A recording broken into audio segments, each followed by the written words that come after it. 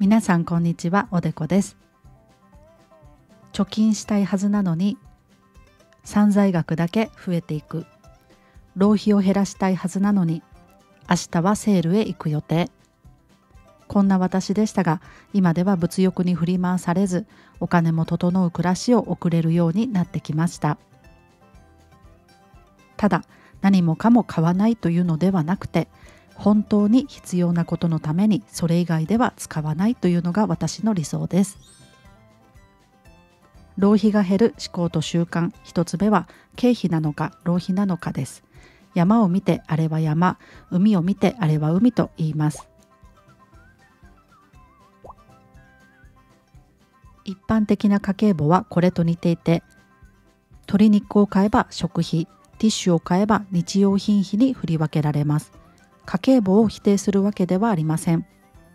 むしろ家計簿を続けられるのは一歩も二歩も先に進んでいる方々だと思っています。だけど浪費家時代の私にまず必要だったのは、食費か日用品費かの前に経費なのか浪費なのかのカテゴリー分けだったように思います。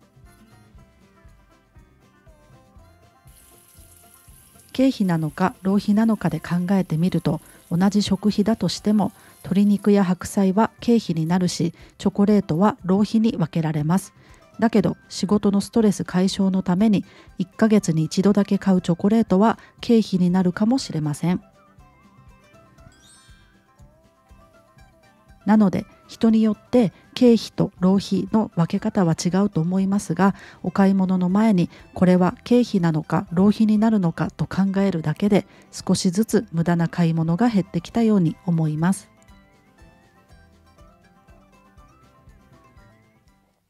浪費が減る思考と習慣、2つ目、値段を見てから買うです。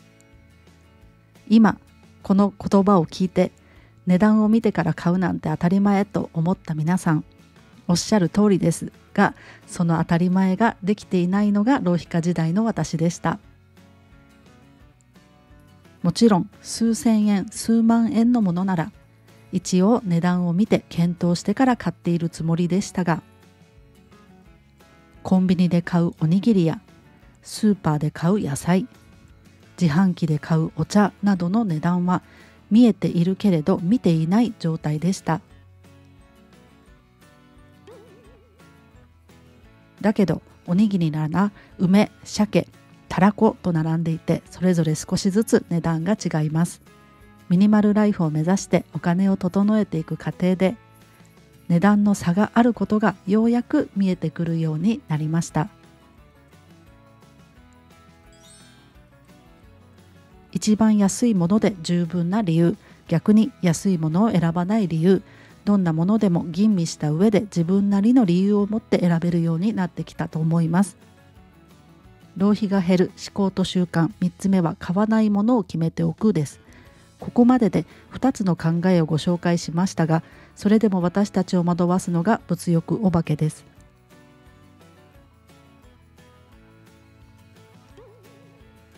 そして物欲お化けを操っているのは企業努力なのだと思います。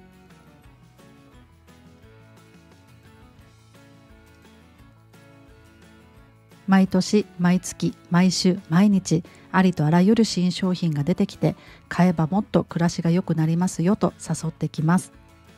そんな場面で毎回買う買わないと考えていたら、判断のスイッチもだんだんと緩くなってきてしまいます。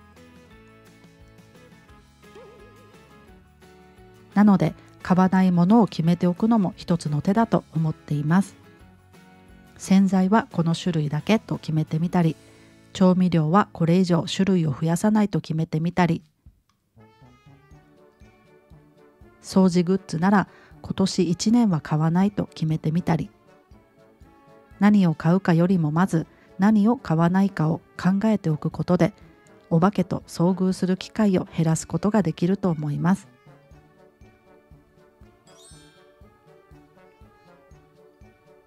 浪費が減る思考と習慣、4つ目はやりたいことへ執念を持つです。このチャンネルでは物欲お化けと戦う物欲バスターズとしてたくさんの動画を作ってきました。物欲バスターズである私たちの戦法は不戦勝で、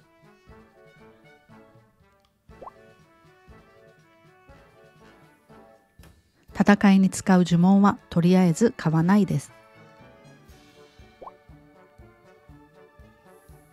そして今回ご紹介するのが執念という名の武器です。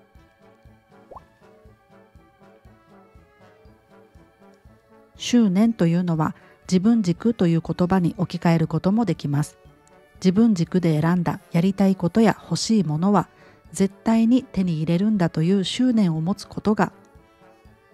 お化け退治の武器になるのだと思うからです。何もかも買わない、何が何でもお金を使わないということではなくて、ここぞという時には惜しみなくお金を使えるように、それ以外の時は使わないということです。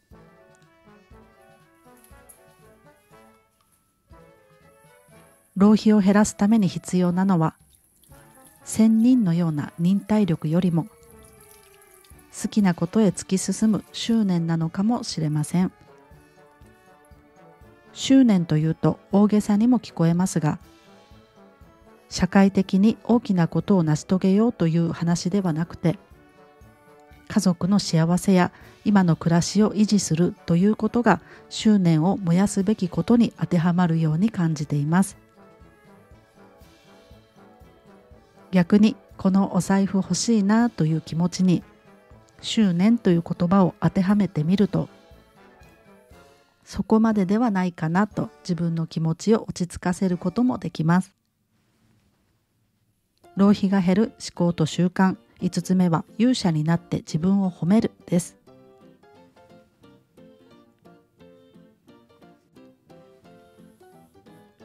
勇者がラスボスを倒して財宝を手に入れた後に、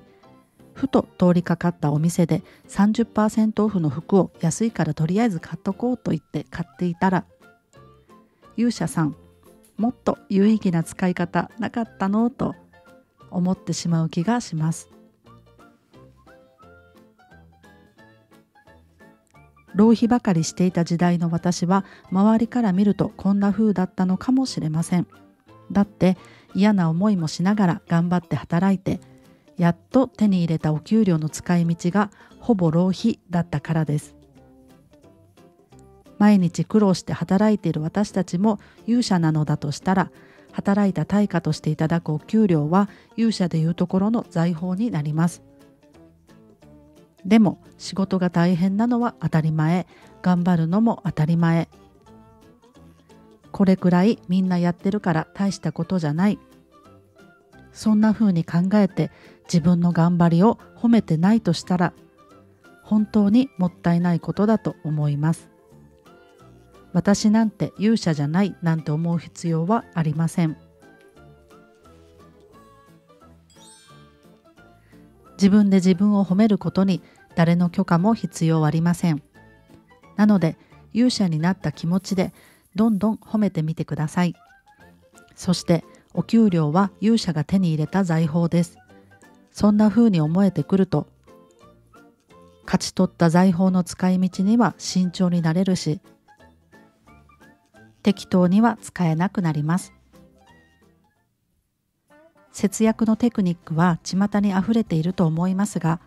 浪費を減らすにはあっと驚くテクニックよりも、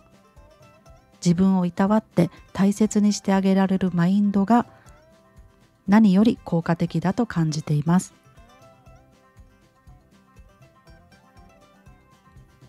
今回の動画では元浪費家の私が感じた浪費が減る思考と習慣をご紹介しました。物欲や所有欲を満たしてもそれは一瞬の快楽かもしれません。だけど浪費を減らせば貯金が増えるだけではなくて自己肯定感まで上がったと私は感じています。だけど難しいのは、たまる喜びを感じるまでにはタイムラグがあるということです。浪費家時代の私はちょっと頑張ってすぐ挫折してまた散財、そんなことを繰り返していたように思います。だけど大切なのは、浪費ゼロに向かって完璧にやり遂げることよりも、少し浪費したからといって諦めてしまわないことだと思います。完璧にできなかったとしても少し浪費が減ったなら大成功。失敗の数を数えるのではなくて、小さくても成功の数を数えていきたいなと思っております。